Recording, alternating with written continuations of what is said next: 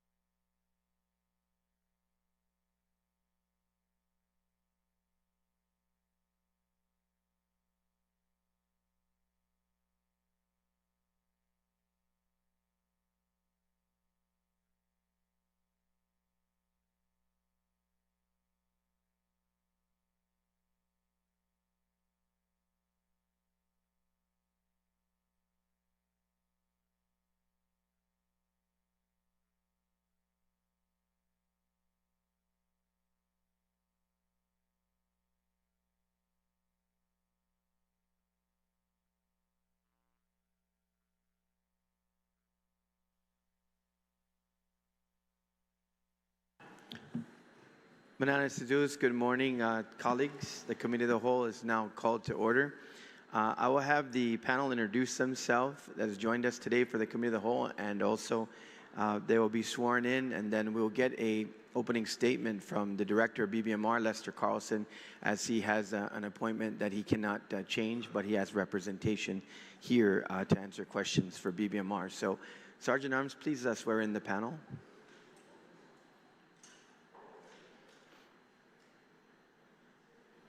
Under penalty of perjury, do you affirm that any and all information you provide today, whether it be verbally, electronically, and in writing, be the truth, the whole truth, and nothing but the truth? Mr. Chair, you're under oath. You proceed. Situs Masi. So, colleagues, I will read the rules of engagement immediately after an opening statement from Director BBMR, Lester Carlson. Then he will be excused, and I suppose return after he's available for the balance of the Committee of the Whole.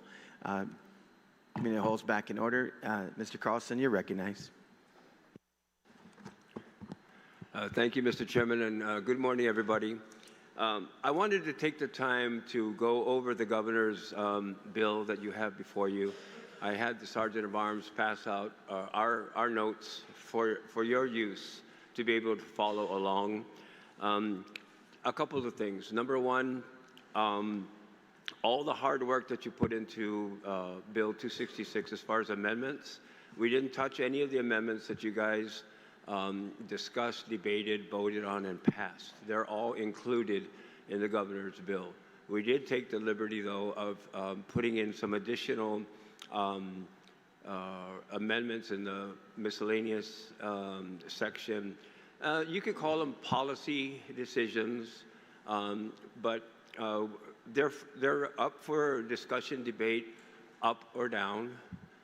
It's not going to necessarily break what it is that we're looking for you guys to pass, but we thought it was important to be able to reintroduce them. Some of them were in the Governor's executive budget request and didn't make it into Bill 266. So just as a matter of consistency, we thought that we would put them back in because they make some sense to us. One of them, and you guys might have some discussion of, is putting DOE under DOA from an accounting perspective. We think it makes sense. We have got concurrence from DOE that they're amenable to that. Plus, it gives you the ability to get financial information, not just from DOE, but from DOA.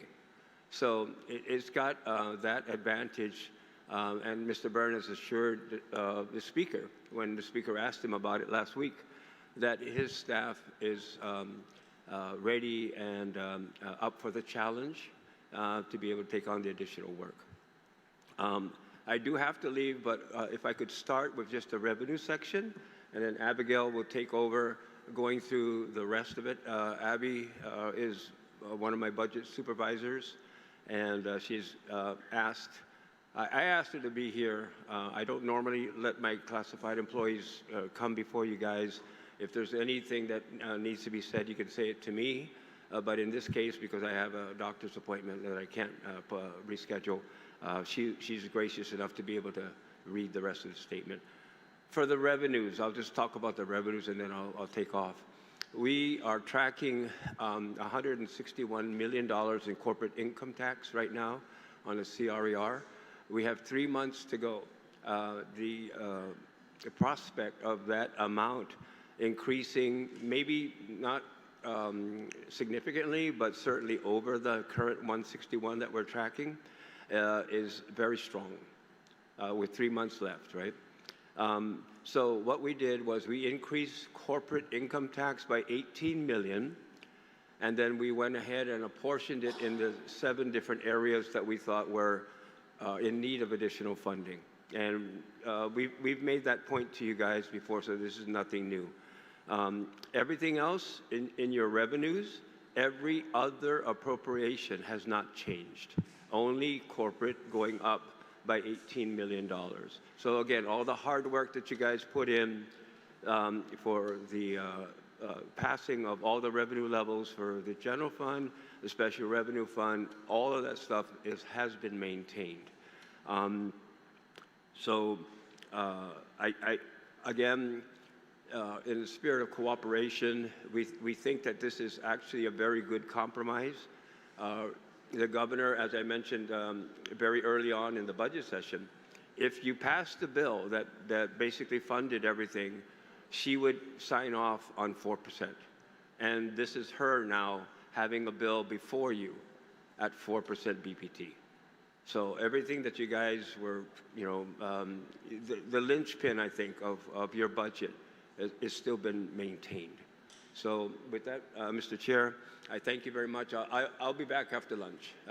Hopefully this doesn't take too long and you guys kind of understand where it is that we're coming from and we can get some agreement that it is a good working budget. And again, for the third time, it does reflect everything that you did in the passage of Bill 266. Thank you. I'll be back. Thank you, Mr. Carlson. I will have the rest of the panel introduce themselves. Then I will go over the rules of engagement, and then we will proceed with discussions on the bill as proposed by the governor under 110S. Mr. Byrne, please introduce yourself. Good morning, Senators. Edward Byrne, Director of Administration. My name is Abigail Afashar, one of the supervisors at BBMR.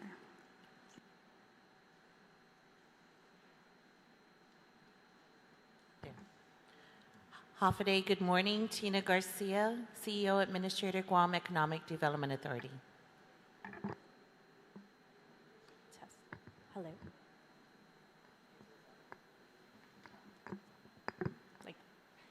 Hafaday, Denise Mendiola, Acting Director, Department of Revenue and Taxation.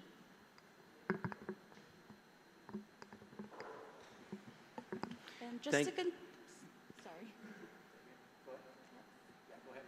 All right, sorry. So just to continue off of what Mr. Director Carlson had started already. So in terms of revenues, in addition to the 18 million increase in corporate income tax that he had explained, the only other change from the EBR to this version is we adopted the 6.4 federal matching grants and aid for the Office of the Attorney General that is not included in the EBR but was in the S-Bill 266. So that is also included in this version. In terms of the 18 million, how it was allocated, primarily it's for the public health agencies and public safety agencies that was brought up during the discussions. For public health, around 3.9 million basically restores the appropriations to the EBR levels, and that maximizes the federal matching grants and aid that will be available for public health, primarily in the Medicaid program, senior citizens, public assistance payments, enhanced allotment plan, and for the Division of Children's Wellness. And it adds and maintains the past S-Bill 266 appropriation or allocation of $500,000 for meals at-risk households. For the Guam Behavioral Health and Wellness Center, it restores and adds $4.5 million to restore the 2.9 appropriation reduction for operation, and it adds 1.6 million more for operations to include the autism program that was discussed, which wasn't included in the EBR. This was prior to us being made aware of the federal reduction. On the next page, we have DICID. It restores 1.8. And again, that just restores it to the EBR level, which will allow them to fully fund in-home care stipends and expand the adult daycare programs. For DOC, 3.9 million restores DOC back to the EBR levels with the inclusion of fully funding the cycle for 2027. We maintain the $20,000 allocation for drone detection technology that was placed during the S-Bill. And it does not restore the $5 million for DOC modernization, but we made later on in the miscellaneous provisions, you will see that there was an amendment to the current language in 3860, similar to how we did GMH for the $20 million, that the $5 million will be made available to them immediately, not pending the audit of 2026. For GPD, $1.5 million also restores them to the EBR levels. We kept fully fund the police officer cycle to 1.2. For GFD, the 1.4 restores them back to the EBR level. And we kept all the allocations for the surcharge study for the 911 of $450,000 and $300,000 for the rescue base in Tumon. And for DYA, $832,000 restores them also to the EBR level. And it includes the appropriation or allocation of $300,000 for sanctuary. Moving on to Chapter 12 under miscellaneous provisions, we removed the miscellaneous provision on the submission of supplemental budget in this version, as the administration felt that it won't be necessary. We also removed the provisions for fining agency heads of $250 for missed deadlines to file reports, such as the ARP, the appropriation allocation report requirement, and for the directors of GPD, Customs, DOC, and GFD for missing overtime reporting requirements. We thought that those were not necessary, as the agencies have been meeting the reporting requirements as mandated. Then, as Director Carlton has stated earlier as well, it lists here the following miscellaneous provisions that we added back in from the EBR just for consistency. The main thing is the GDOE being part of the Central Accounting Act, which he had already discussed, so I'll just skip that. And then for the duties of the Attorney General, again, this is part of the EBR submission. It's an amendment for legal counsel and legal services to the Policy Office and the GSA. It increases the solicitation or procurement threshold of an award from $500,000 to $5 million or more to trigger the AG or the AG's designee involvement as legal advisors. That is on Section 83, pages 215 to 216 of the bill. There's also an amendment for the definition of qualified proposal, and that amendment is to include a third-party administrator for proposals for the Government of Guam Health Insurance Program. That is on Section 84, page 216. The following Section 85, it's the health insurance or provision of health care. It's an amendment to include, again, the third-party administrator, the option for a single fiscal year or on a multi-year basis not to exceed 3 years solicitation for an exclusive and or non-exclusive proposals and negotiations with up to the top 3 ranked health insurance providers or third-party administrator. There's also a provision there that proposals submitted for a third-party administrator shall be an exclusive proposal, and it also adds the addition of survivors as healthcare insurance beneficiaries. For Procurement Council, this is on Section 86, the amendment will allow DOA to employ an attorney to assist and represent DOA or /GSA in all procurement and civil matters. And lastly, on the Government of Guam Health Insurance Negotiating Team amendments relative to group health insurance benefits for employees and retirees of the government in a negotiating team, the addition of Procurement Council to act as legal advisor. Moving on to Chapter 13, Administrative Provisions. We removed the administrative provision to reduce the appropriation to nonprofit organizations by 3% for missed deadlines to file reports. That's on page 226, similar to how we removed the fines for missing deadlines of $250.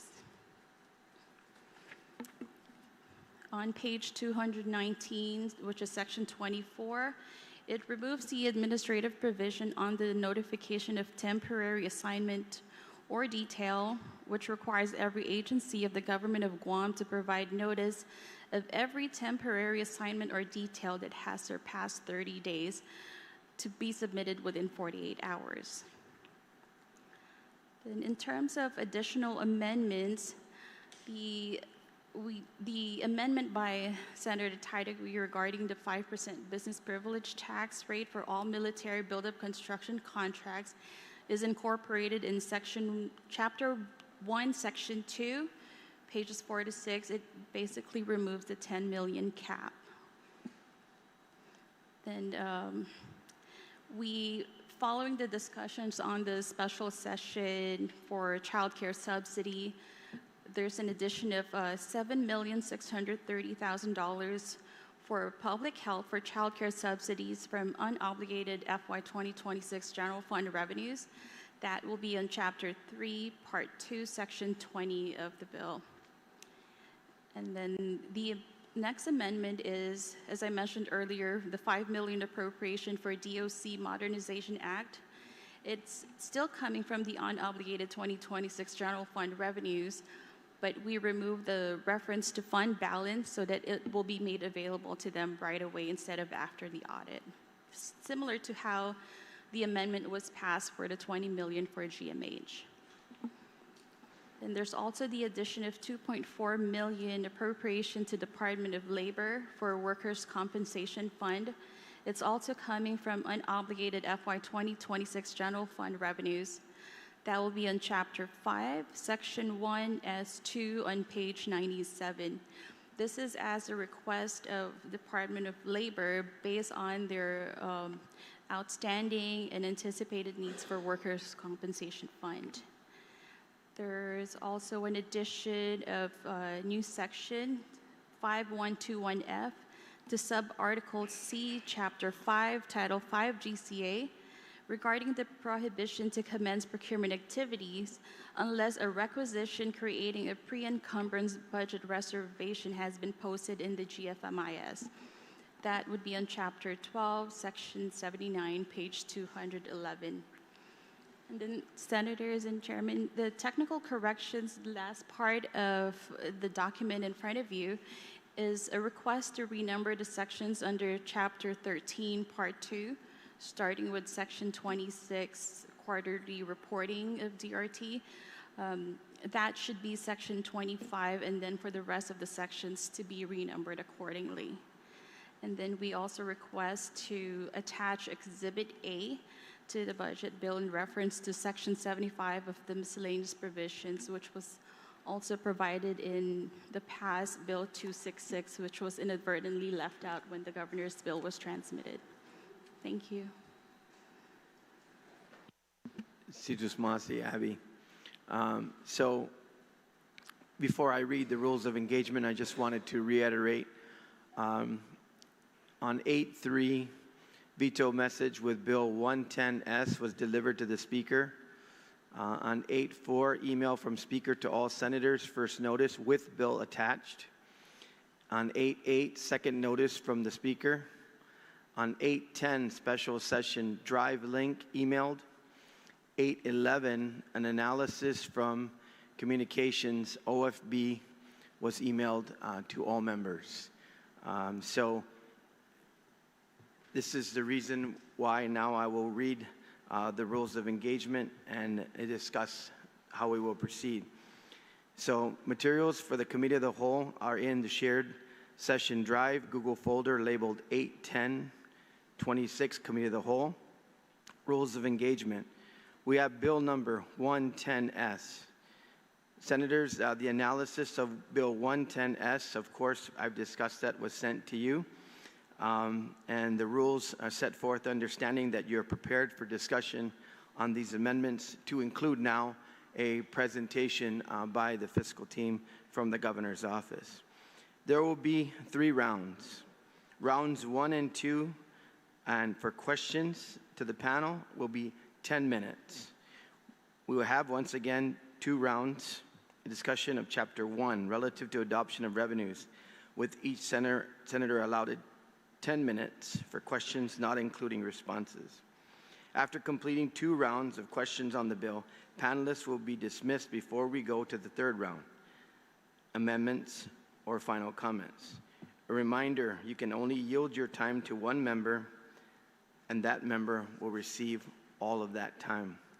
Round 3 will be for amendments or final comments, and that will be also 10 minutes. Proposed amendments must be submitted in writing to the clerk via email to session@guamlegislature.gov and must be submitted before the 3rd round begins.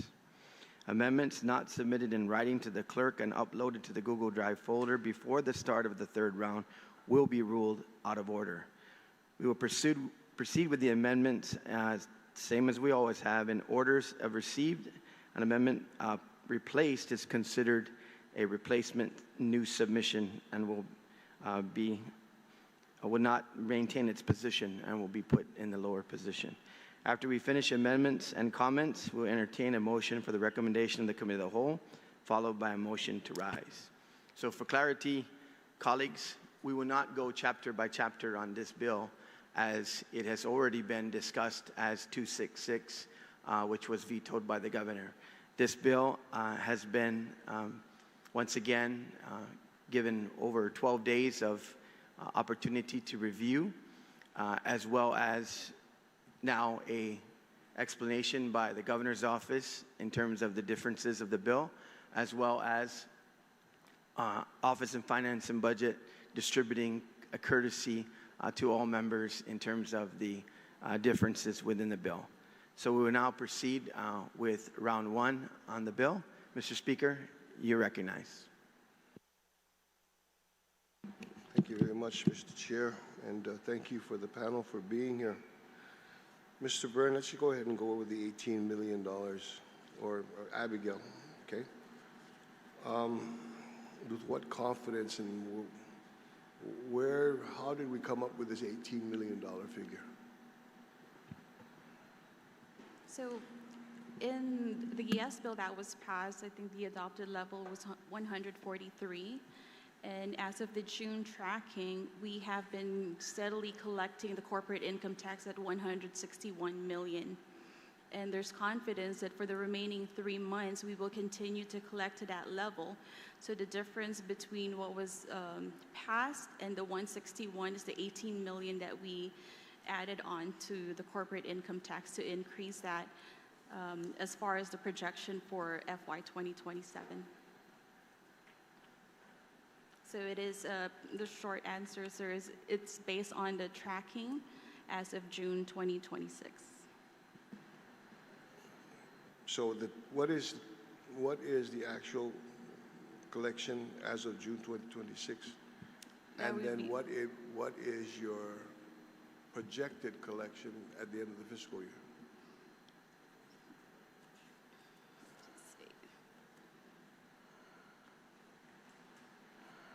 So the actual revenues collected as of, for the 9 months ending June 2026 is 130, and then we are tracking to collect 161 to the end of the fiscal year. So additional 30 for the remainder of the fiscal year.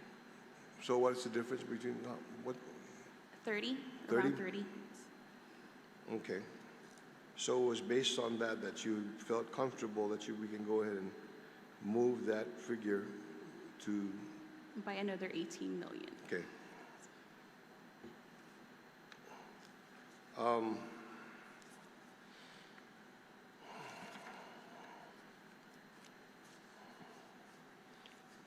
Okay, I guess Mr. Byrne or Abigail, you know, this body had just recently passed a appropriation measure that gave funding to basically three different areas. This bill was presented to this body in the midst of that bill being deliberated on and being decided. Is there anything in this bill that is inclusive or that has already been addressed by the previous appropriations measure. That was, you know, I'm sure there was as a stopgap or as a safety net that in case it fails in this bill, we can put it in this bill. But since it's already passed in this bill, it's not necessary. And I'm referring specifically to you mentioned earlier about 7.6 for childcare.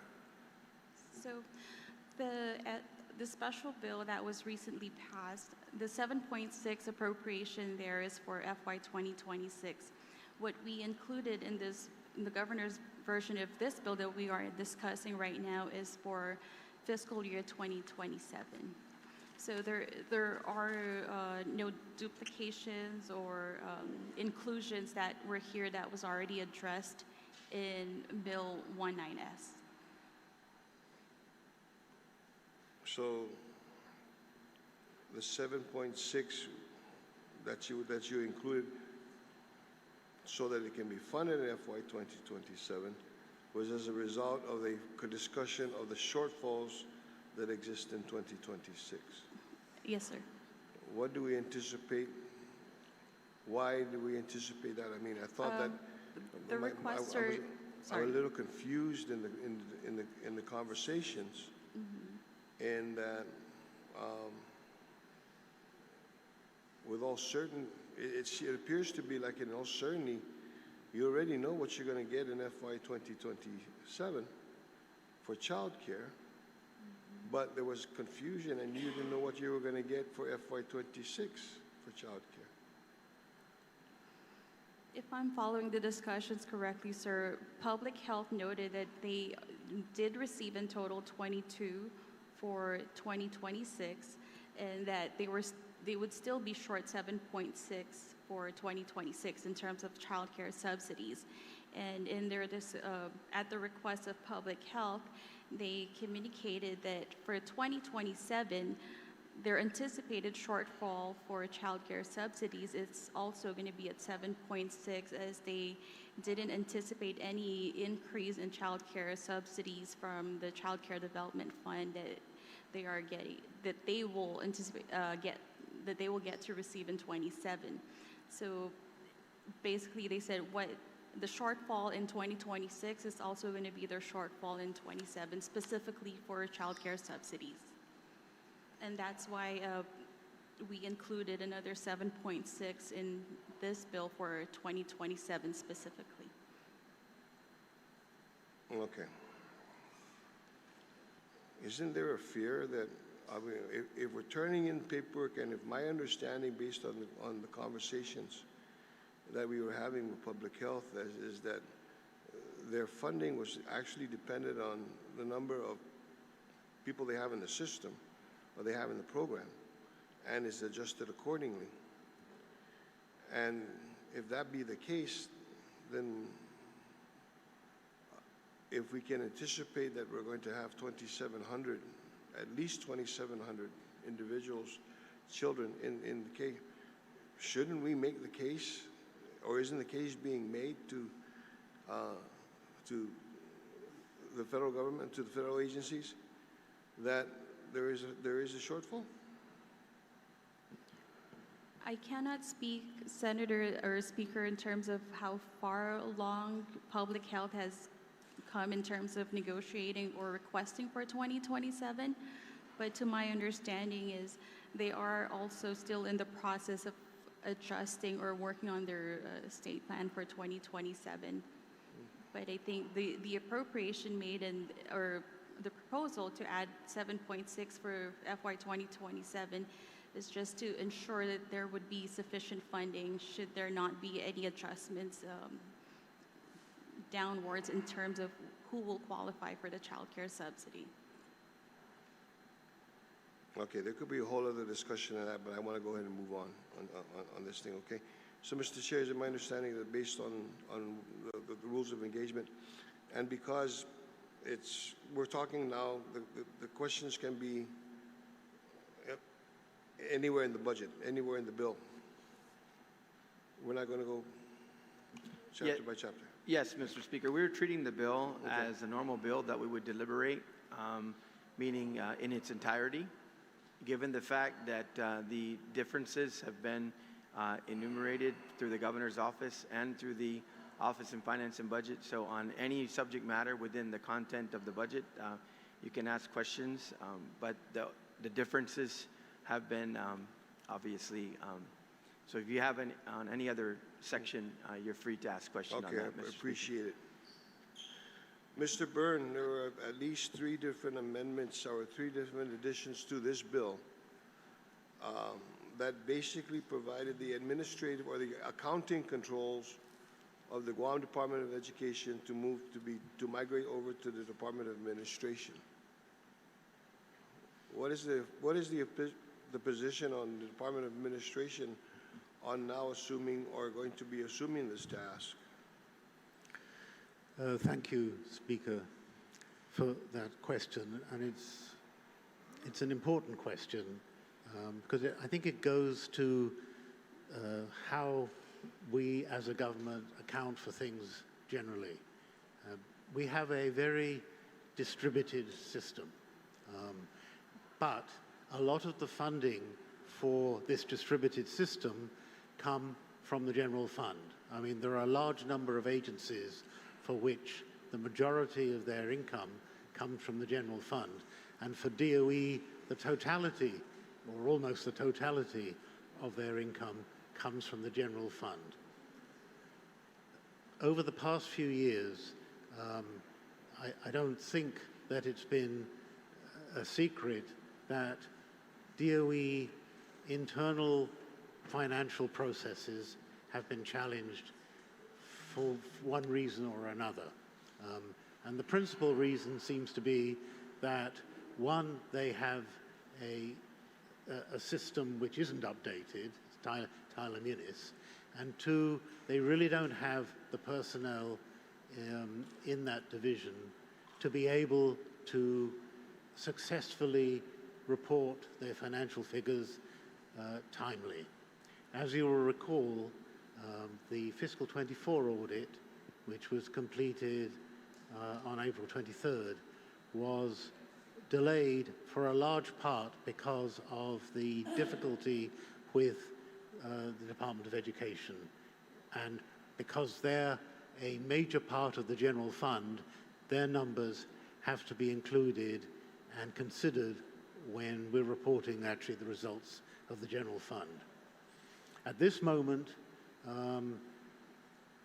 we still haven't got the final numbers for inclusion in the audit for fiscal 25 from DOE, and they were supposed to have started this process in December when they finished their fiscal 24 activities.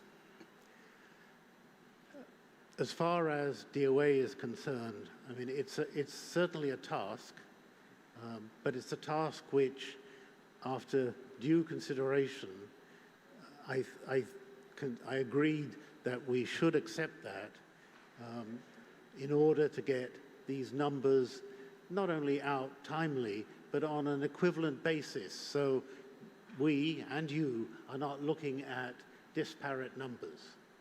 The purpose is not to remove financial decisions from DOE.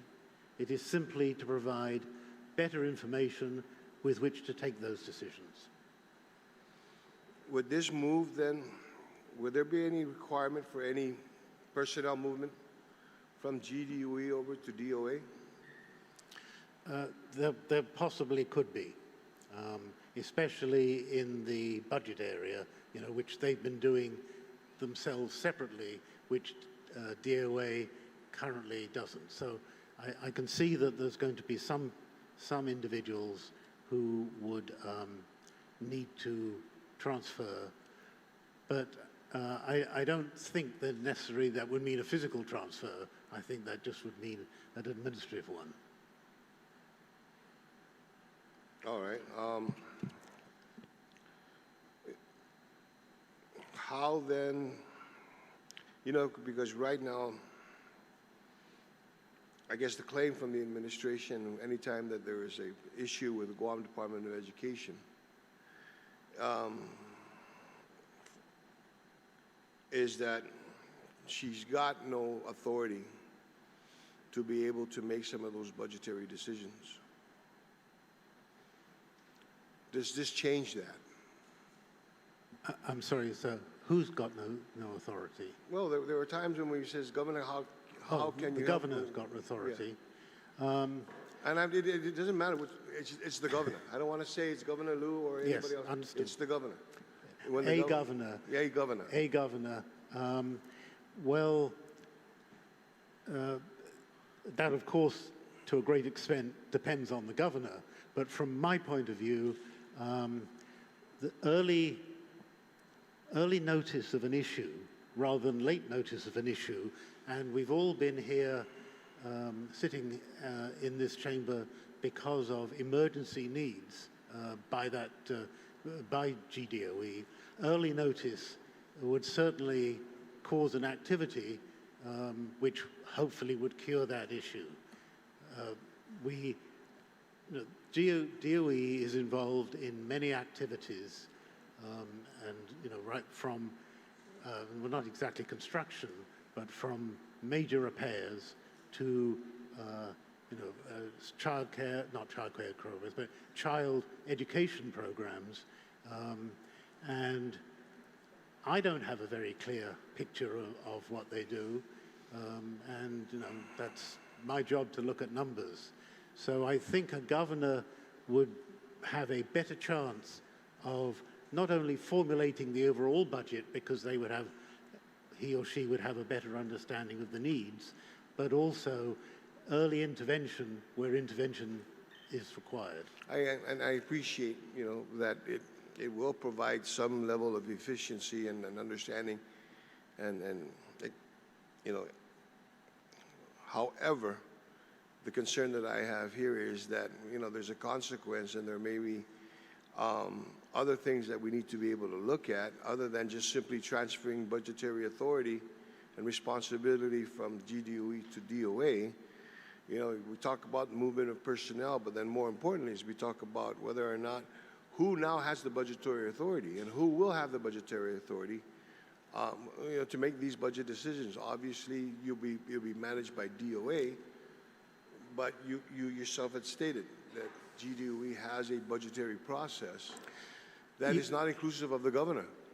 Yes, and that is, I think, why the provision in here is framed as it is. All it does is to put DOE back under the Central Accounting Act. Yeah, but when we did that, it's sorry. Yeah, I'm sorry, but Mr. Byrne, I got to remind you that when we took the GDOE budgetary process out of DOA, we further gave GDOE some budgetary authority to be able to act. I'm just wondering, okay, does this now then bring the budgetary authority back to to the governor's office? I think it's really silent on that. It's silent, it is. And it gives you, sir, and your colleagues the opportunity to determine where that line is. I don't personally think that, instantly any governor or DOA is going to know everything about the DOE budget. So it may be a gradual process. Okay. But the importance of the budget is obviously very, very, very clear. And so the ability to match the budget with the actual, which is what we spend a lot of time at DOA trying to do, is the activity that I'm really keen should happen. I understand, but I think those are questions that need to be resolved and understood. I get it. At this level for you, it makes it easier and yes, it's becoming more efficient. But there are policy and there are decisions that authority that happens up here.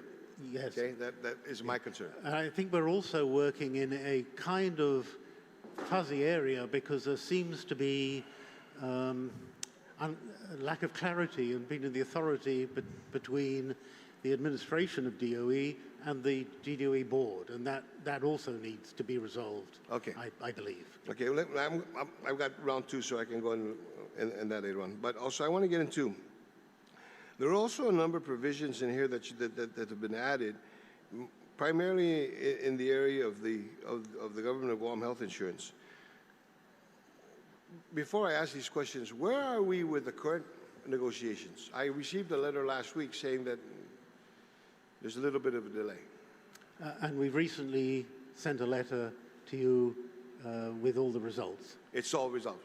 Yes. So we're Yes, sir. moving forward on that. Yes, sir. Okay. No problems. So we have no problems. No, it's already, it's, As a matter of fact, our health insurance program right now is running, yes. despite a lot of the concerns and challenges I brought up about 4 years ago, right now we're running smoothly. Yes, sir. And, Why the need for the provisions that are being requested for? It's just the way, before I answer that, could I just, Sure. I would like to give my personal thanks and tribute to all the members of the negotiating team that have been dealing with this since February and give up a lot of their time, including 2 of your staff, sir, that are involved in it. But to answer your specific question, it's just a technical provision that the way the law is written, it talks about insurer but doesn't talk about TPA, and that's what we're trying to fix. Actually, it goes a little bit more than that because it provides you an opportunity here to actually exceed, to negotiate for a contract, a multi-year contract. Yeah, a separate provision. There's a separate provision to do that, which is at the, it has been at the recommendation of our actuaries that they believe we Who would are your get actuaries? Who are your actuaries? minimum, the same ones. It's the same actuary as the pension fund, except a totally different division. Okay. And you would see that on the letter too, that in certain areas, and in particular in the pharmacy management, which is a big lump of our health insurance claims, we would get a better deal, basically, by entering a multi-year contract. And we didn't think it appropriate to go for more than 3 years. And we were also advised by them that that is kind of standard in governmental self-funded plans. Well, I would hope that your actuaries actually took into consideration the exercise that we just went through, as from the other side of the insurance industry, from the property and casualty, and how things were going smoothly because they didn't see the need to be able to change some things out. Went ahead and started to approve in some areas multi-level discounts, multi-level, in as far as keeping people in their contracts,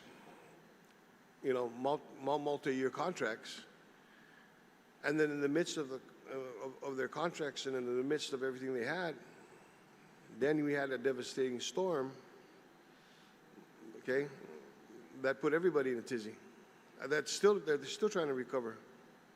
And I'm just fear that we put ourselves in that position, not recognizing we got a very volatile market, okay? And in this volatility, is it going to be prudent for us, especially now we've got our history in this doesn't reflect a downfall of what we're currently doing. We're able to adjust accordingly. Yeah, could I ask you to please bear in mind that we're talking about just the engagement of the TPA.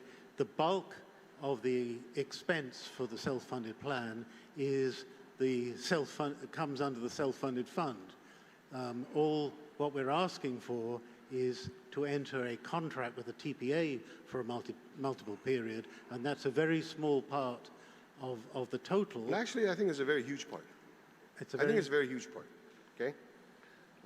But then, difference of opinion and stuff. Could I just finish my sentence? Sure. It's a very small part of the total expenditure, and we really haven't, we've seen increase in medical costs, but we haven't seen volatility in medical costs in the same way as you explained about disaster losses. Yeah. Turn around and knock on wood, just to make sure. Yeah. I said turn around and knock on wood, just to make sure, because, you know, okay? Because while we say we haven't seen it yet, I mean, in the insurance industry, that's, okay? We never want to see it, but we have to prepare for it.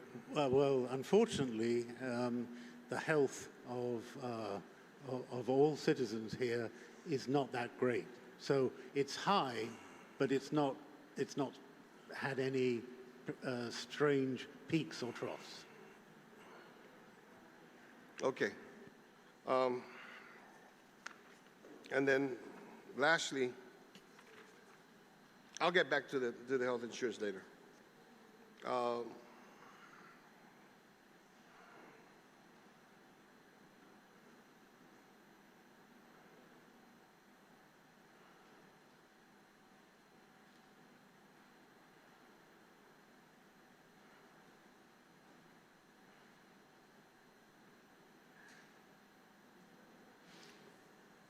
You know, one of the areas that you have an additional amendment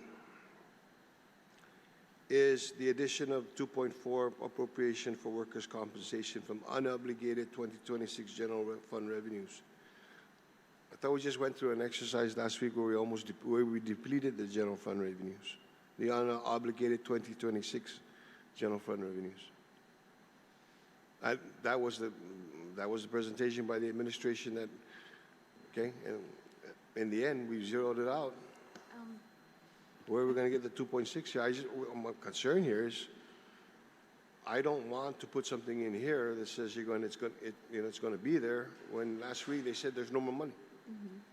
Well, sir, one of the, although it's been passed, but it hasn't been signed into law yet, but the appropriation for BAVI response and recovery was amended to come out of the rainy day fund instead of the FY 2026 net unobligated general fund revenues. And there's also a number of, based on the 26 CRER, the balance after we cover the special fund shortfall, we were still at 57, and we have not maxed out that 57. Keeping in mind that for the revenue, the special fund shortfalls, we are not including the TEFF shortfall, because as Director Carlton had stated, that will self-correct come the deadline of December 2026. And there's also, even if we add in all of the proposed appropriations that was passed earlier this week, we would not be fully tapping out the 2026 excess. Okay, for the purposes of making sure that I'm comfortable with what you're just saying, do you have a prepared, basically, sheet that shows where the appropriations have been and where you say that there's money left over? Yes, we can have that for you, and I will discuss it with Director Carlton when he returns. But pending the action on the special bill that passed early this week, then whether it's signed into law, then we can have a more definitive balance for you. And we can include what also was factored in here. But we are confident that we would have that. Okay. Yes. Mr. Speaker, could I address the need for this? Sure. I think... well, just so you understand, I'm not disputing the need for it. Okay? I recognize it. But if I could just nonetheless address it, because traditionally we've had about 400,000 appropriated to this. It's a special fund, in effect, and that hasn't been enough. And we're constantly behind in payments to providers, and I don't welcome that. But the worst thing I see is when I have to go to a provider and I see a sign up that says we don't accept government workers' compensation claims. I understand. That's why I don't dispute the need for it. I'm just a little concerned as to whether or not there is the funding to be able to provide it. Okay, so I would appreciate that information when Mr. Carlson returns. Mr. Chair, my time is up, so I'll go. Thank you very much. Masi, Mr. Speaker. Senator Tadiwa, you had your hand up earlier? You're good? Okay. Senator Gumatauta, you're recognized. Thank you, Mr. Chair. Let me just jump right in. So through the CRER for the period ending on May 31st, 2026, BBMR anticipated that corporate tax collections for FY26 would be $147.4 million or 31.33 million above the adopted level of $116 million or so. Senators approved a corporate tax revenue level of $105 million in Public Law 37-125, which was the FY 2025 budget law. And according to the CRER for that period ending September 30, 2025, BBMR anticipated a collection of $140.7 million in corporate taxes, or $35.6 million above the adopted levels for the Budget Act. Then senators approved a corporate tax revenue level of $101.5 million in Public Law 37-42, which was the FY 2024 budget law. And according to the CRER for the period ending September 30, 2024, BBMR anticipated a collection of just $123.7 million in corporate taxes, or $22.1 million above the level that was adopted for that Budget Act. Can you go through, Mr. Byrne or BBMR, can you go through the audited figures, if available, or your latest financial statements for corporate taxes, corporate taxes covering FY 2024 and FY 25, respectively? And why I'm asking is, how do the corporate tax figures that were represented in or reported through the CRER through that period in September 24, September 2025, how does it reconcile with the information contained in the FY24 audit and your latest financial statements for FY 2025? Could I start, and I'll ask BBMR to pick up the second part of that, but could I start by saying, please understand that the audited financials include the receivables. So each year, the collections are adjusted by the taxes that we receive between October and December that relate to the prior period. So there is often a difference between the audited numbers and the CRER, which is purely collections. And we appropriate collections, not revenues. And so there will always be a difference between the audited statements and the CRER. Anybody else? So just to augment that, so in the last few years, because collections have climbed, that adjustment has also climbed. So you will see in the audited numbers a similar increase, but not the same increase. Just following the explanation by Director Byrne, so it's also like a cycle where the adjustments that were applied for the first quarter or the last quarter that goes into the prior fiscal year has an offsetting adjustment for the last quarter of this fiscal or the next fiscal year that will go into this fiscal year.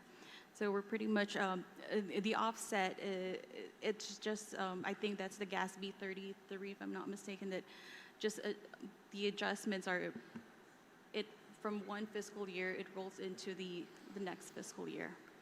So recognizing that BBMR reported the government of Guam was on track to collect an additional $22.1 million in corporate taxes by the end of FY 2024 and another $35.6 million in additional corporate taxes at the end of FY 2025, can you summarize for this body if and how these additional resources were appropriated and eventually applied across government obligations in FY 2024 and FY 2025, respectively? There are a number of public laws that were passed by the legislature appropriating from excess 23, 24, and 25. If I'm not mistaken, the supplemental budget for 25 or 26 is exhausted the net unobligated general fund revenues from FY 2024, and that was used for 25. So all the excess revenues have been appropriated by the legislature for multiple public laws. A number of them to supplement the operations in FY25, to supplement GMH's operations, and if I'm not mistaken, also DOE. So it's all, as far as how these funds, the excess revenues collected are used, it's all through appropriations, sir. So again, you're saying in FY24 and FY25, all this money has already been, you booked them for projects already. I mean, this was set by policy, so I'm trying to understand what we did not do in FY24 or FY2025. To my understanding, sir, the excess appropriation or excess revenues collected in excess of appropriations, they've all been appropriated and exhausted. So do we know how much in corporate taxes remain unpaid, to include interest? Maybe Reverend Tax can answer. And is any portion of this unpaid amount currently on a payment schedule with the Department of Revenue and Taxation?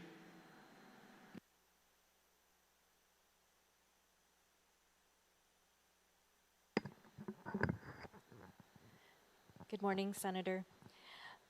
I apologize. I am not prepared to answer that question for you today, but I can gather the information and get that to you. And not to be a little bit difficult, but you're coming in here to ask us to put money against this, and I'm just trying to, Mr. Chair, understand if we're going to, utilize this amount. I just want to know if there's any interest that we're going to have to pay, and if anyone is on a payment schedule with Reverend Tax, because isn't that going to impact what we're trying to do here this morning? So I'm hoping that by the time we come back by lunch that we have at least if you can get some clarity from your team, that would be helpful. Because my next question was, how many weeks, how many months, or how many years are taxpayers typically allowed to settle their unpaid corporate taxes?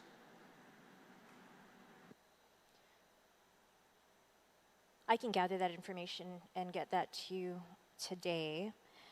The only data that I have with me right now is from FY26, and this is from October 1st to June 30th at this point.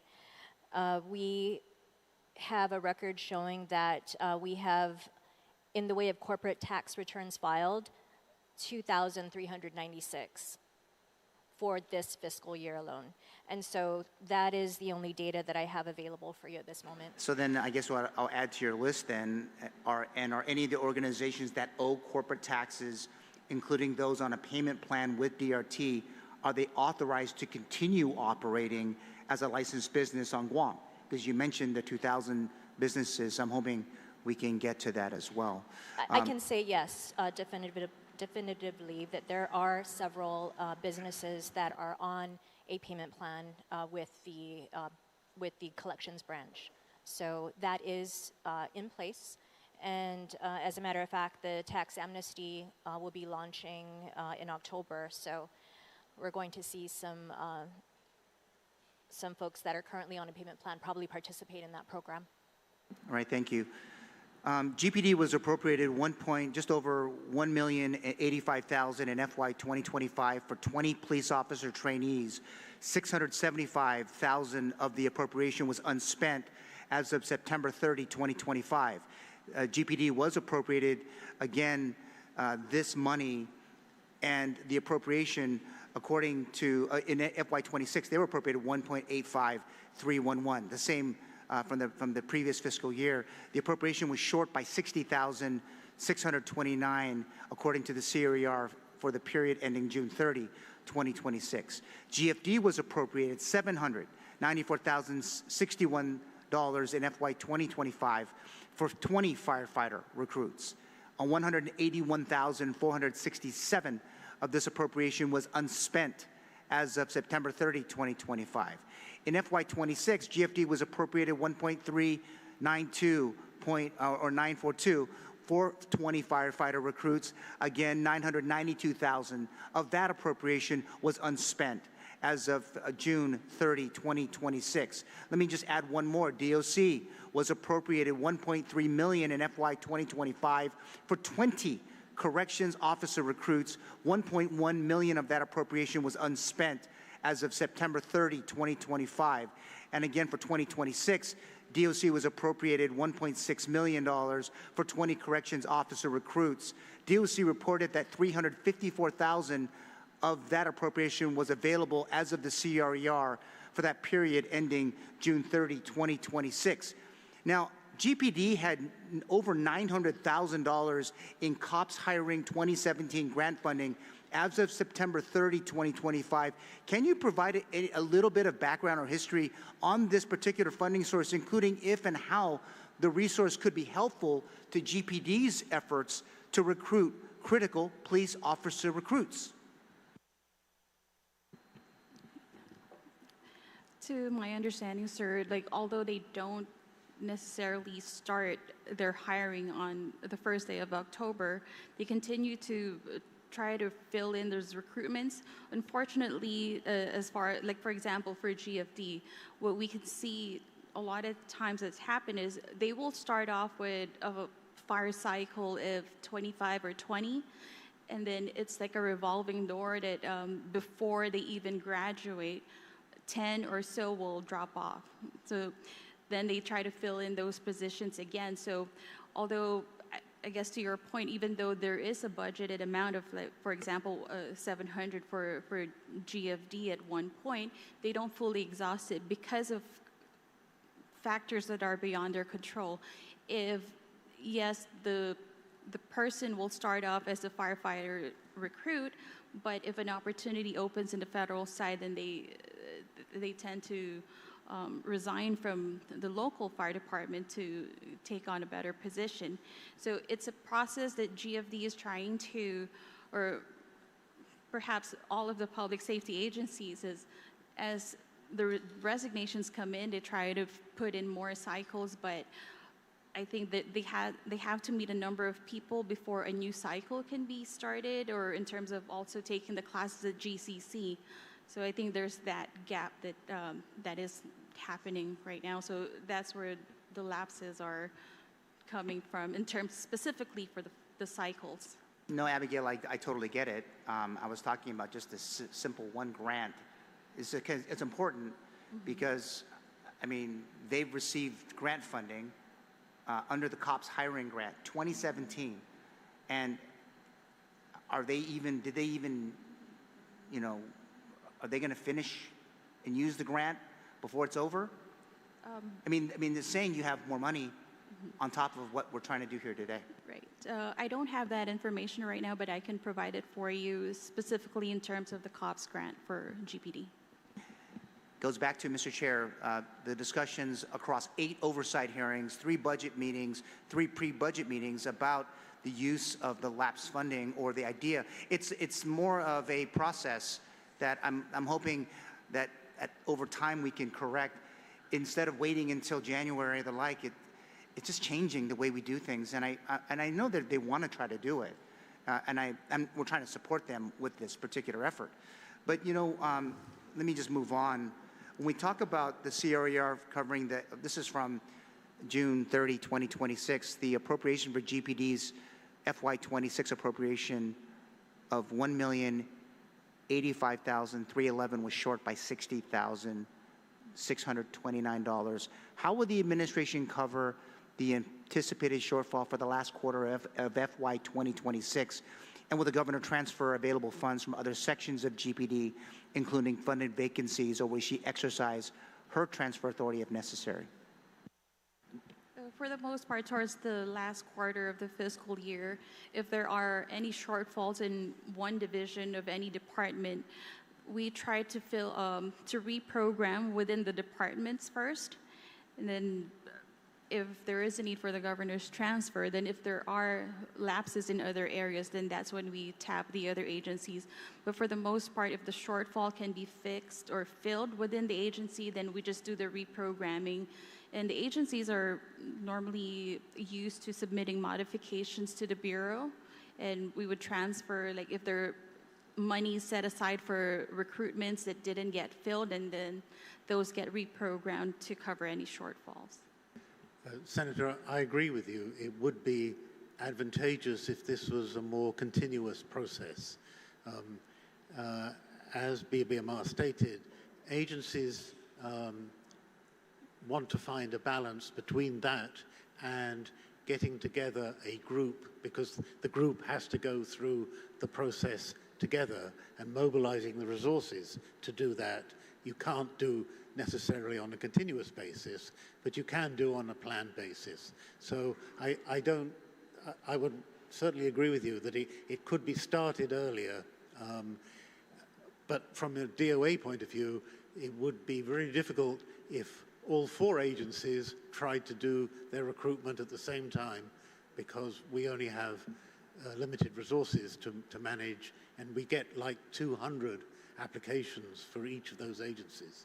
So we would certainly, I'm certainly intending to go and talk to these agencies about planning the start dates. Yeah, I can sense they were struggling with it. And I mean, you can say here on the record, yeah, we can put it, but I think we've been kind of saying this for a while. This is not a new issue. This is, I mean, this is why they've lapsed over and over and over again, unless they were short. In this case, you're saying that they're short, but they are going to get covered.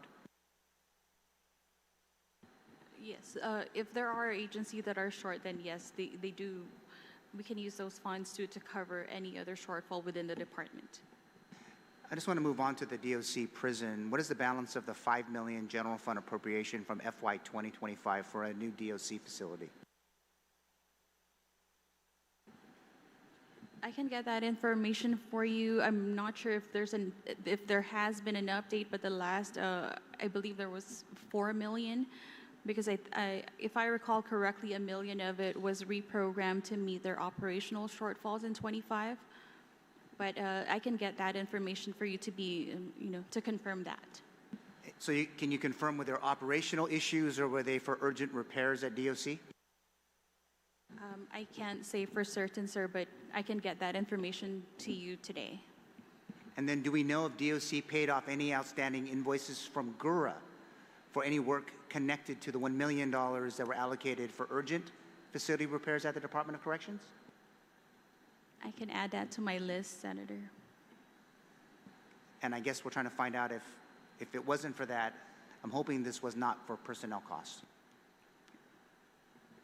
I can confirm later, sir. Because during an oversight hearing on December 17th, the DOC director at the time appeared to suggest that the remaining balance of some $700,000 might not be available to DOC for the purposes that were outlined in Public Law 37-144.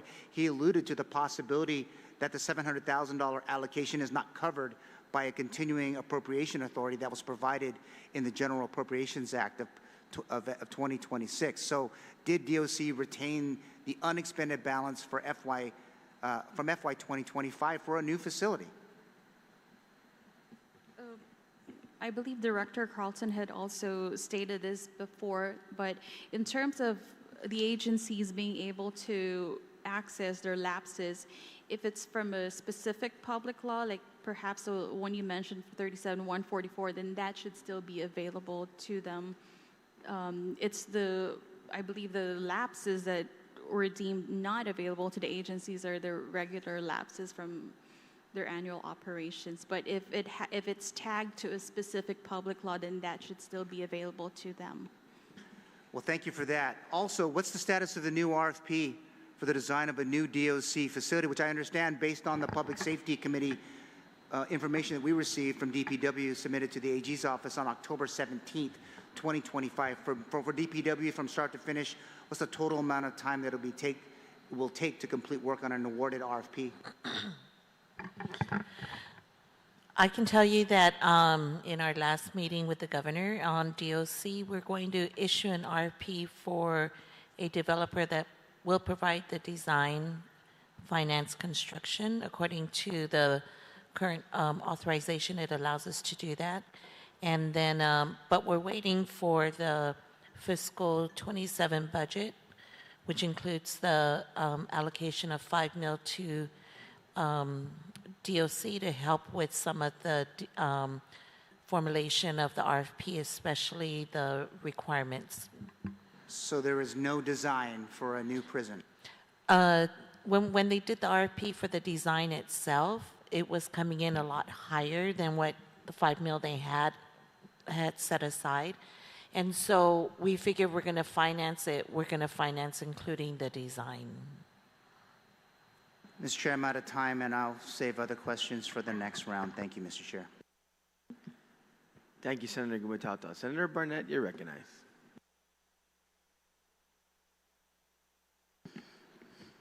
Mr. Chair, and good morning again to the people of Guam watching on our YouTube stream, and Sidoswasi to the panel for being here. Just I'd like to start with some comments on the process.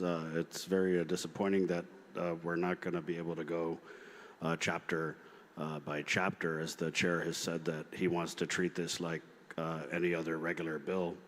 But Mr. Chair, if you would just indulge, usually when we discuss any other regular bill, the bill is passed out to the members of the body. And so I'd like to, if a motion is needed, I'd like to get the bill passed out to the members of the body so we could have a hard copy in front of us, as is standard practice. Sure, we'll take a 1-minute recess.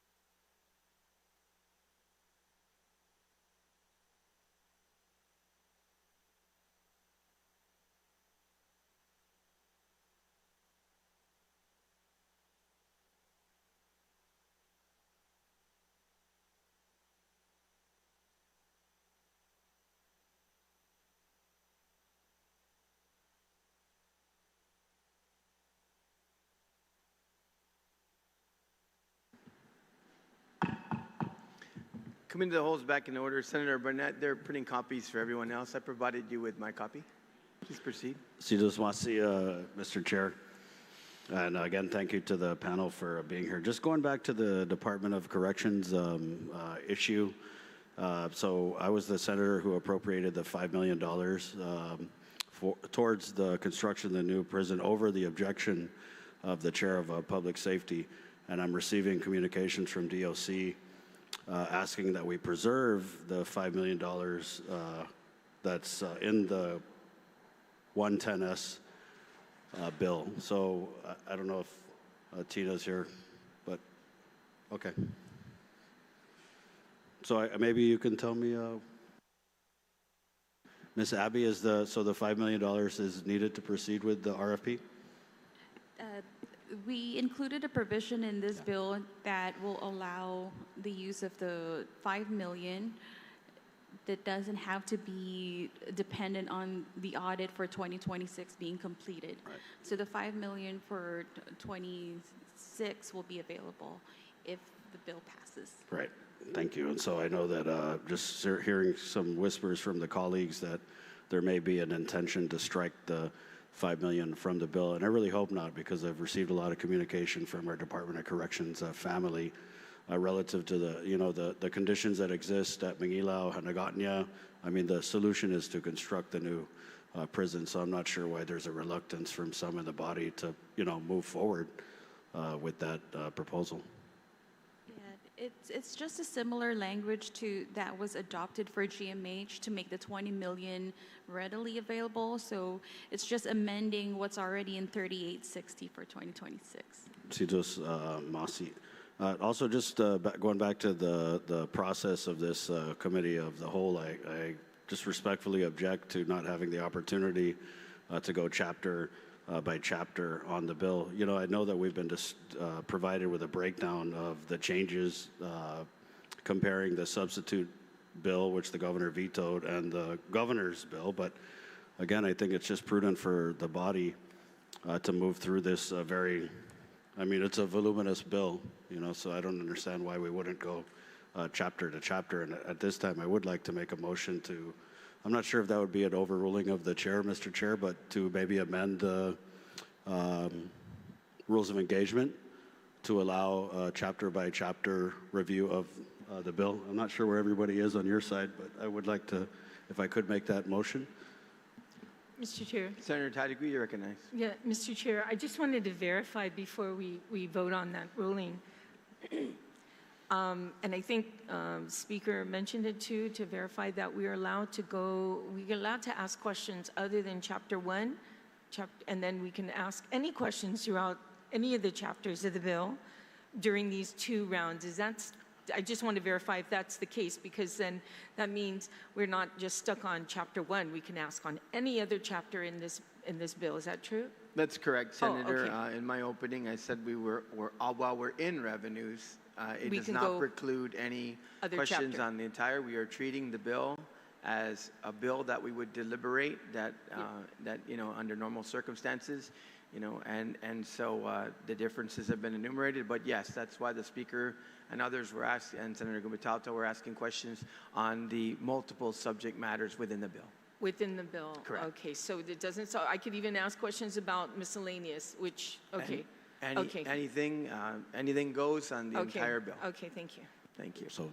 Do I still have the floor? Yeah, and just to expand on the good senator from Tamuning's comments, that's kind of the point. Is we're being given 20 minutes to ask questions about everything that's in this bill, and as it's been stated in the open, there's some significant changes in the bill that I think warrant more than 20 minutes of discussion and asking questions and answers. So again, just for the sake of transparency, we spent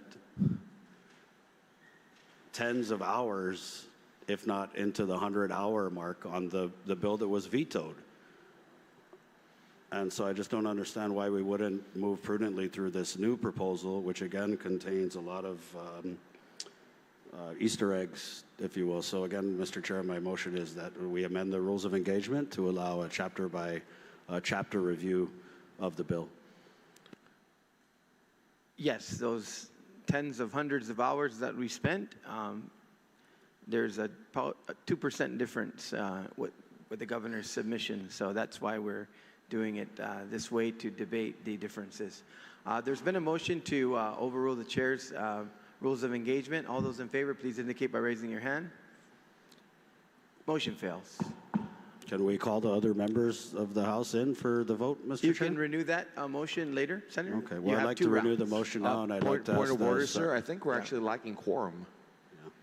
We can proceed on the floor as long as we are not re-engaging as per the rules. Well, I'd like to amend my and reintroduce my motion to include asking the Sergeant at Arms to bring the members who are not here in the hall.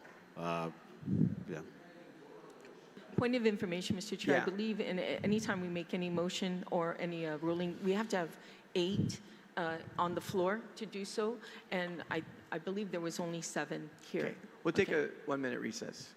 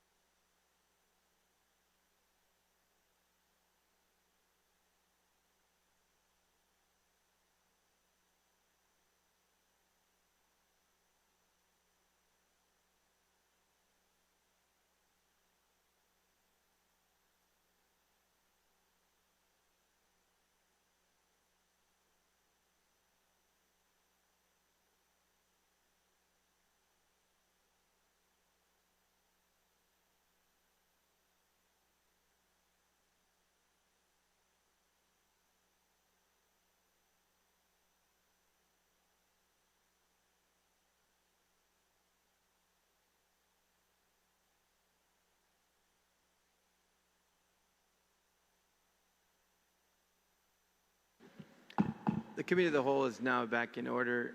Colleagues, we can conduct business, but call for the vote correct. Is in order for quorum to exist. We now have quorum. I will repeat the motion. There's no need. May I just renew the motion, Mr. Chair? Sure. Sure. Susan Swasi, and thank you to my colleagues for joining us.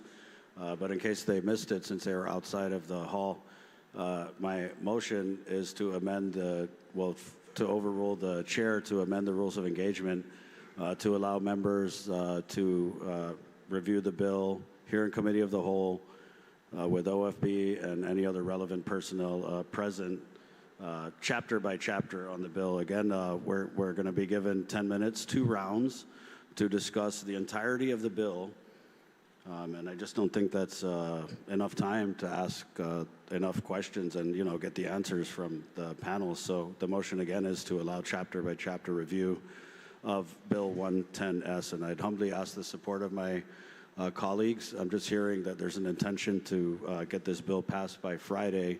And I don't think the people of Guam are going to be best served by a budget process that's, Kellen, wham, bam, thank you, spam. So that's the motion, Mr. Chair. And again, I humbly ask for the support of my colleagues who are present. Colleagues, we have the fiscal team here, and OFB is here upon request. So everybody is here. just to clear the record. There is a motion to overrule the chair on the rules of engagement, 2 rounds of 10 minutes, and amendments in the 3rd round, and not go chapter by chapter.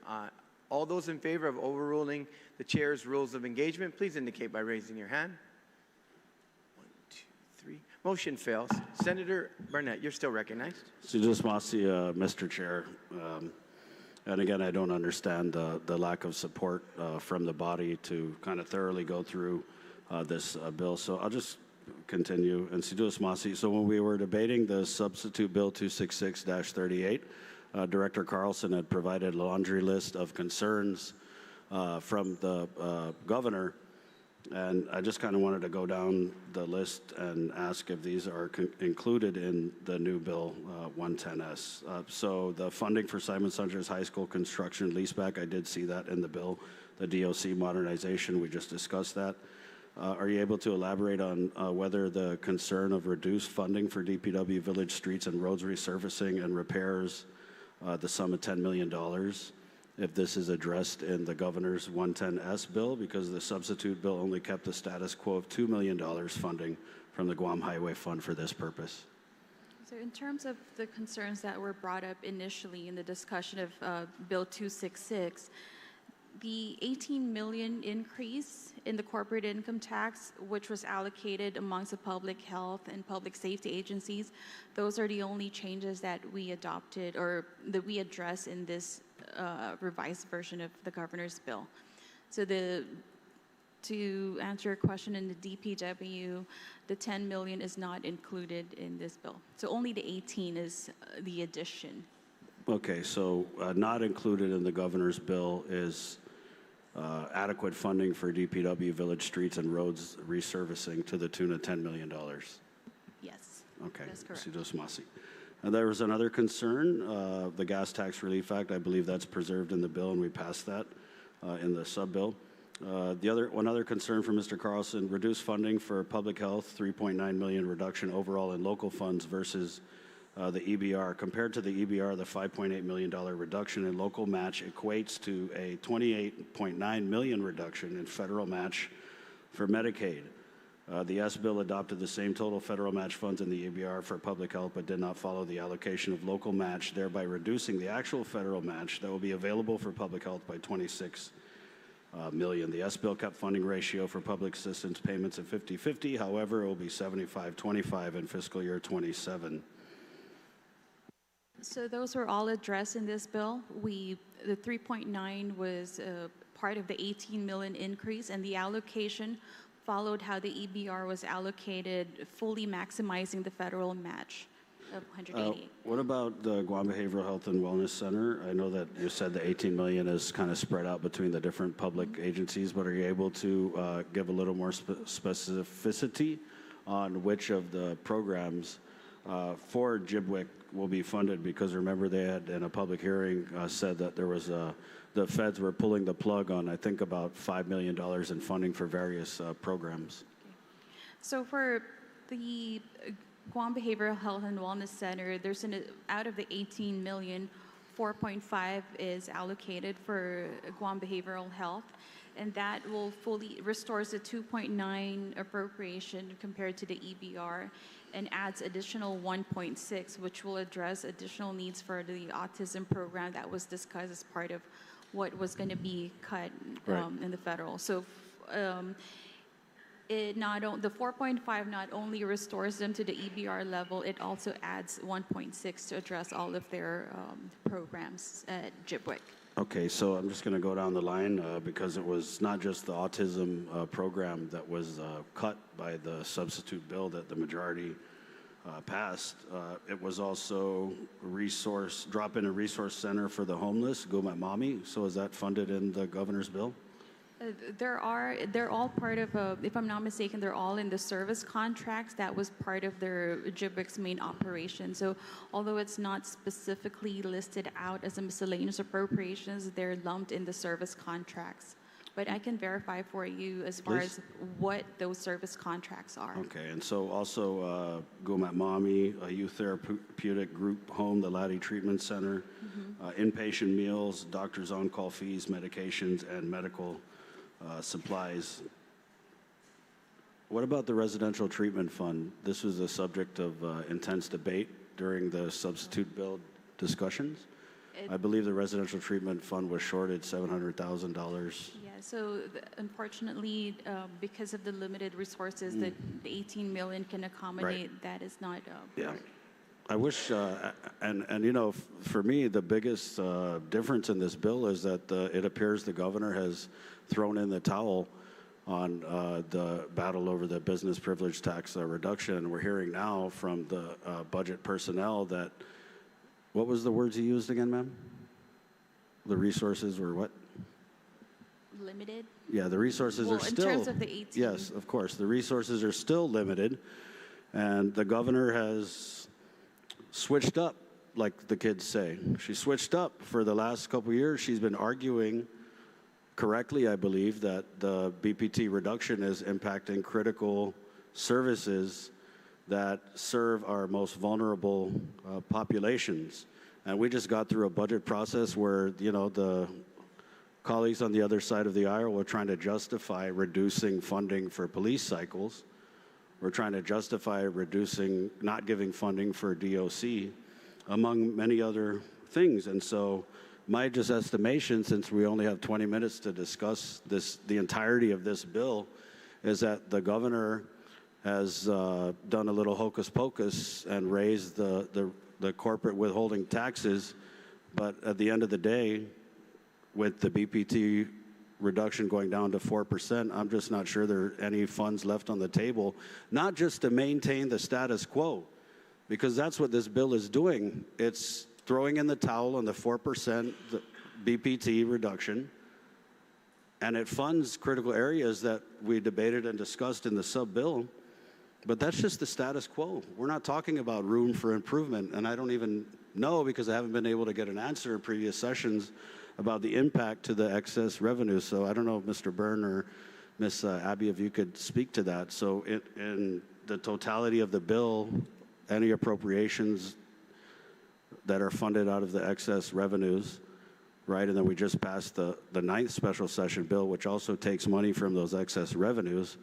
So how much excess revenues do you anticipate will be left after all of these items are paid for? So as I mentioned earlier, we are, in response to Speaker's inquiry on the balance, everything that was included in bill that was just passed Monday and whatever is in here is going to be covered in the 2026 net general fund excess. There are... Can you just, I'm sorry, can you just break that down? Because I know we started at 88 million and then there's minus, so thank you. So based on the June CRER report, the excess that was reported is 88.6. And then if we factor in the appropriations in 3860 and 38119, that adds up to 25.89 million. So that's a 20 for GMH, 5 for DOC, and 890 for the legislature. So the balance after the current appropriations is about 62.7. And then if we factor in the projected shortfalls in the revenue funds just for projection purposes, excluding the TEFF of 5, there's at 5.1, so the balance after special fund shortfall is about 57.6. And then I know that from Bill 19S it passed, 17.6 is appropriated to the airport, and 7.6 is appropriated to public health for a child care subsidy. So after those two, if it passes into law, then we will have 32.3 remaining. And then what's included in this proposal is another 7.6 for child care subsidy for 2027 and 2.4 for the workers' comp. So we're looking at, if we factor in the two, if it passes, we'll have about 22 left. But, you know, as far as the actual handout that we can present to the body, it will be discussed with Director Carlson. And hopefully sometime today we can give it to Hopefully he comes back after lunch. you. He will. So 22 million is the balance Is that and that includes everything that's appropriated out of the 26 excess revenues in here? Yes, and subject to Bill 19S being signed into law. And what other, are you able to share what other concerns that Director Carlson brought down on the Sub-Bill 266 that aren't funded in the Governor's 110S bill? I can get back to you with that specific listing. As far as what I have now, it's basically just what the 18 million covered as what the administration felt are the top priority in terms of what needs to be made whole for 2027. So we have to prioritize because the resources are limited again. Okay. That's your time, Senator Senator Masi, Martin. Mr. Chair. Thank you. Thank you. We're going backwards now? Yeah, before we just wanted to welcome the students from South Korea School who are attending here in our loft. They're watching our session this morning. Yeah. Chairman Dueñas, you're recognized. Ms. Masi, Mr. Chair, and thank you to the fiscal team for being here. Ed and Abby, when we were deliberating the sub-bill a couple of weeks ago, there was an update on $20 million from ARP being allocated to DPW for village roads. Is that correct? Yes, Senator. And that's why we're seeing all those improvements that are currently ongoing in all of the villages right now and refurbishing and working on the roads? That would be correct. Okay. Can we get an update on what the status is of reallocation of ARP to date, as of today? We can get that to you, sir. Okay, I think that would be important for the next round. Could any of that have gone to the hospital? I know for sure that some of those appropriations were reallocated to GWA for infrastructure upgrades and DPW, and we can confirm the rest. Abby, the 18 million that now you've recognized the tracking on corporate, what was the January submission from the governor for corporate? I'm sorry? In the original bill, not the sub-bill, the corporate? I think it was 143. Yeah. And then we raised it to 161. Now, which correct. is, yes, the delta of 18 million as a result of the current tracking. So the sub-bill and the governor's bill were the same for corporate? Yes. Okay. Ed, this was done based on tracking, which I don't have a big problem with, but was there any discussion during our deliberations, either in the committee of the whole with the administration or when we released you, was there any submission to the legislature to consider this during our deliberations of the sub-bill, the additional 18 million? I'm not aware of any submission, but I may not have been involved.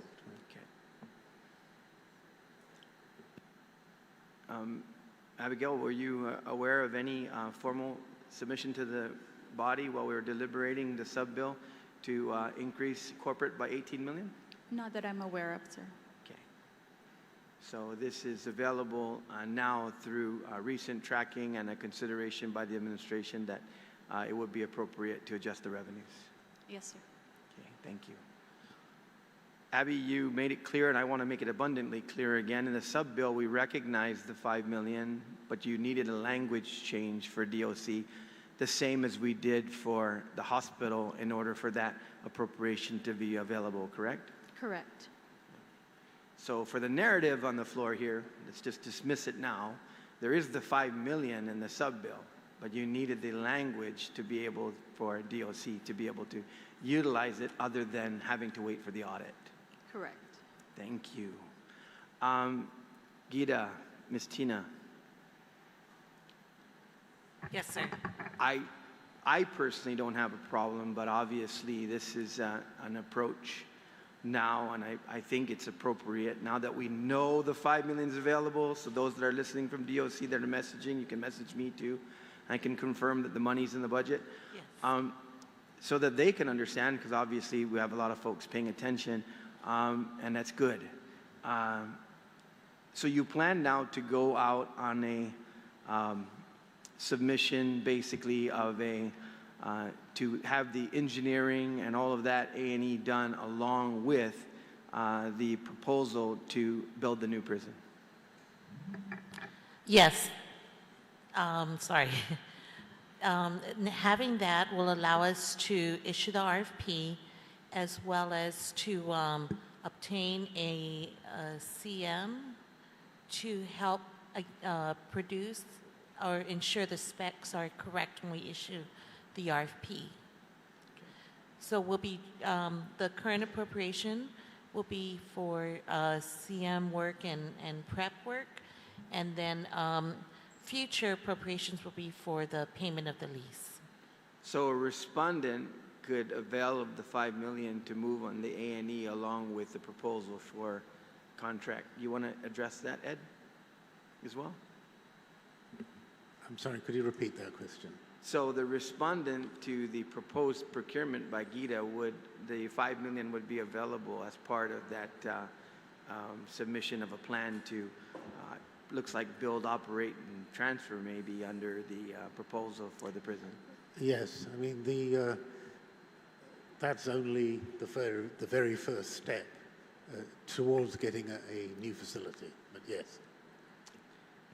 So, Tina, I'm sure this will be done in consultation with all of the work that the DOC staff and others have put into building out their phase 1, phase 2, phase 3, phase 4 proposal and all the legwork that they did themselves to come up with this proposal, correct? That is absolutely correct. And what you're doing here, which I think is, at least on its face, is a good idea, is taking away that anxiety of sitting around having to wait for an A&E and a $5 million that goes to $16 million and all that, yes, all that stuff, all that jazz, really, and basically they will have a voice in it. They will have the ability to put forward all their specs and proposals that they've laid out to date, to know that that would be incorporated in the proposal. Yes, sir. The proposal will include the entire master plan, and this particular part is specific to the scope of phase 1. In fact, probably that procurement that ballooned was, they took a look at their master plan, and then they came up with, that's what it's going to take us to give you a plan based on your master plan, correct? Yes, sir. And as you know, the way they built it is we're going to build the core, and then they can add on the additional floors of cells that they would need going forward. Tina, have you communicated to the DOC family? Absolutely. We have met with them formally, including the new acting director of DOC, and we worked directly with Major Anton again on the scope of what we can do with this initial funding, of what they would like to see in the initial funding. So Ed, whatever the plans are with GITA, whatever the discussion is with the DOC family, the $5 million will be an executive decision on how you're going to utilize that, right? If they have operational needs, you'll help them with their operational needs. Well, that's the way it's structured at the moment, yes. I mean, I would want to say that, you know, infrastructure, I've said this before, infrastructure improvements are important, and to divert resources from that is a difficult decision, but if it has to be taken, it will be. Okay. Abigail and Ed, have you ever denied DOC any of their requests for their operational needs? You just mentioned earlier, very eloquent, what I've tried to explain on this floor a lot, that the executive branch with a lump sum budget has very large authority to move revenue between category and object classes, correct? That would be correct. As long as there's no stated specific restrictions to it, then we can reprogram. And the agencies are aware of their ability to submit modifications as well. And as Director Carlton had mentioned several times, if it includes releasing reserves to meet their operational shortfalls or any requirements, then those are addressed accordingly at the Bureau. Okay. You never denied that, correct? No, sir.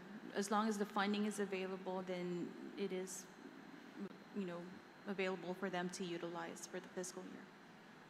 Ed, as the director of DOA, you will always make that funding available upon request as long as the funding source is adequate and correct? Yes, and indeed we go a step further, that we want agencies to recognize all their obligations, and we say that to them every week. Moving along, I won't belabor some of the other points, but I wanted to go specifically to public safety. I'm not going to quibble with you over the annualized appropriations for the cycles. It's not a big deal for me. I know that when we've brought down public safety agencies, particularly the Guam Police Department, time after time they've mentioned to us that the problem typically is not their funding, it is getting applicants to pass the test and qualify for their cycles. In fact, sometimes they'll go with cycles below the number just to get a cycle going. But anyways, just to be clear, we recognize the possibility and recruitment, later in the fiscal year, but the request here is notwithstanding to be able to fund the full fiscal year. Is that correct? Despite even lapses that are currently existing. Yes, sir, and those are at the request of the departments themselves as well. I understand, and I don't have an issue. I really actually appreciated Mr. Carbolito's interview recently in the media, and I concur with it. He says we roll with whatever they give us, but the fact is that what they want is ideal. Ideal is fine. If they can achieve the recruitment and actually get folks to pass the test and start that cycle in January, start that cycle in November, God bless us all. No quibble there. We appreciate all that you do for them and have done, even in times when they continue to accumulate lapses. Abigail, on any of the, I know that during our discussions at least, maybe particular to JIBWIC and maybe particular to DISID, there had been some programs that were not in the EBR that were requested later on when we were deliberating the budget. Is that correct? Yes, that is correct. And as I stated earlier, specifically for JIBWIC, the Autism Center, I believe it's one of those programs that at the time that the EBR was submitted, it wasn't made known to us yet that the funding will be cut from the federal side. So that's the additional funding that we are requesting in this version. And then for DISID, the in-home care stipends program, it's just one of those where the requirements just exceeded what was budgeted because of the number of services that's being provided at DISID. And that also includes the expansion of the adult daycare center. Abigail and Ed, can I just ask you this? Please be candid. Could we do a better job communicating when there are issues internal to the executive agencies in real time on how we would go in and address these changes? I know that earlier in the year, the last fiscal year, I almost feel ashamed because I was directed by some individuals to write to you that you had not included certain things in not only requests but an update on federal programs. And I know that, I had to later find that there was communications, but not particularly communications to the legislature. Can we do a better job of really addressing these things in real time? Well, I can say, sir, that there's always room for improvement. And even on our part, there are things that are requests or needs from the agencies that don't get to us in a timely manner, and we too would like to get those information as timely as possible so that we can address them a lot sooner before it becomes a bigger issue.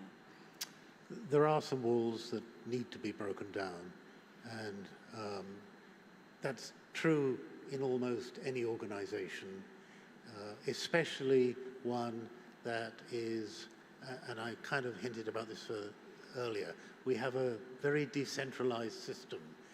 And in order for that to work, there must be communication, and those taking decisions must be empowered to take those decisions. So, I would agree, there's always room for improvement, and there's always activities we're trying to do to improve. So as we just passed the governor's request on an omnibus bill, would you agree that we communicated well during that whole process and finding out exactly what was going on with the child care subsidy, exactly what was going on with the expansion of benefits to the program, and why we need a supplemental appropriation, and why we'll need to, in the future, discuss the future of the program collectively? I think I would state the same, that yes, we could have been better communication. In adding color to that particular discussion, there does seem to have been some lack of knowledge as to what was going on in the federal agency. Now, that may or may not, some of that may be here, but I believe a great deal of it was in D.C. because of the way that these departments have been organized. And it's not the first time we've heard, well, we were talking to somebody there and the next day they weren't there. And that seems to have been partly responsible for this knowledge gap that we apparently fell across. To give you credit, Ed, even with all that disruption, you as the director and your team were processing whatever you had in front of you for payment when you were receiving reconciliations of program needs from public health, correct? Yeah, my direction to everyone in DOA is if we know there's an obligation, we have to record it first in the system, and then find ways to disperse it. And that's why we talk to BBMR when we get an issue where there appears not to be funding for something that we know has to be dealt with. And that's probably why the governor took swift action, right? To come in and say, listen, I see a lag here. I've now got the information. Here's $5 million, and I'm going to ask the legislature to help me out with this when I send down my omnibus appropriation. But in the meantime, I'll give you cash, Ed, and through my transfer authority. And can you handle this and reconcile everything, pay it? And then now we pray that the legislature will see fit that our need is there. During the discussion we had on that bill, I made the comment that there are still some people throughout the government that think, well, I don't look at that invoice, it's not there. But of course that is unrealistic. Eventually we're going to have to deal with the issue. So DOA encourages all agencies to send both payroll details and disbursement details as quickly and as efficiently as possible. Now, sometimes that doesn't work, and sometimes, I know, because we send to the speaker, or the agencies are required to send to the speaker if there's a prior obligation that has to be met. I've seen it decrease, fortunately, so I think it's moving in the right direction. Great. Abby, I was so glad, obviously, and, Senator Gumatato did a great job looking at the prior years and what happened. And, like you said, we're adjusting in real time now. But what we've done before is we waited until the fiscal year ended. Whether audit or not, we would look at the numbers and see to it if we could appropriate. And we did exactly that, correct? Yes, as I mentioned earlier, the supplemental for 25 was after September. So, Mr. Chair, we've done this, and we've been congratulated by the fiscal team before, saying, listen, you've seen excess and you've appropriated it. That's what we're doing here in real time, and the information is coming to us now and would have came to us in August. So thank you for the opportunity, Mr. Chair. I think we're doing a pretty good job here. Recess, yes, until 2, if you would. Thank you. The Committee on Whole will recess till 2 p.m. We're in recess.